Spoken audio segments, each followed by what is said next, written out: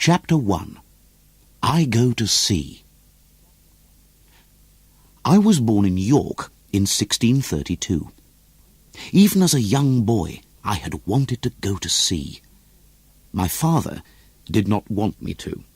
My elder brother had been a soldier and was killed in battle. My parents wanted me to stay with them.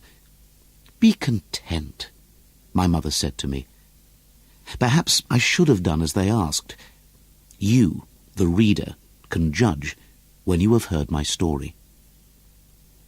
Despite my parents' wishes, I left home in 1651. I was 19 years old. I had met a ship's captain. He agreed to let me work on the ship in return for being taken to London. We set out to sea down the River Humber. As soon as we were at sea, a storm blew up, and I was sick. I should have taken the next boat back then.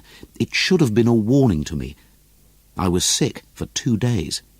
The crew laughed at me. "That was only a cupful of wind," the captain said.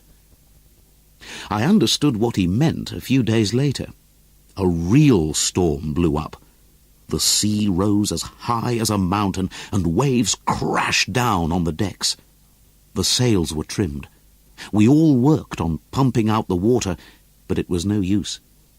The ship began to leak below the waterline. It began to sink as the rain and wind lashed at us. As the ship came near to Yarmouth, we were rescued by another ship. The captain told me to go home to my parents.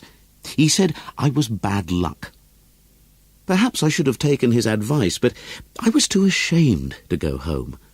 I thought that people would laugh at me.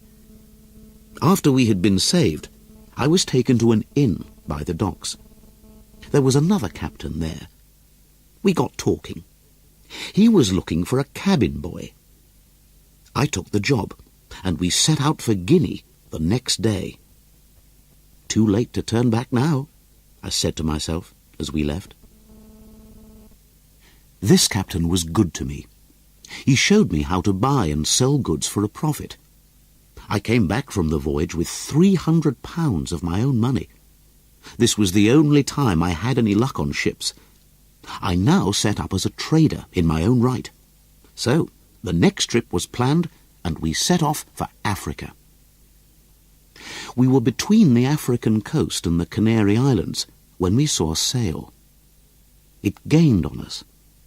As it got closer, the skull and crossbones was flown from the mast. It was a Turkish raider from North Africa. We put on our biggest sails, and the race was on. Slowly, but surely, they gained on us. They had 18 guns, and they fired a volley into our ship. We fired back with our own cannon, but we only had 12. Our mast was struck, and as we slowed, 60 raiders leapt on board. They cut and hacked at us with their cutlasses. We fought back, but we were no match for them. We had to surrender. Our ship was taken, and the men were sold as slaves to the Turkish king. As for me, I was kept as a slave to the pirate captain. I was made to work in his house.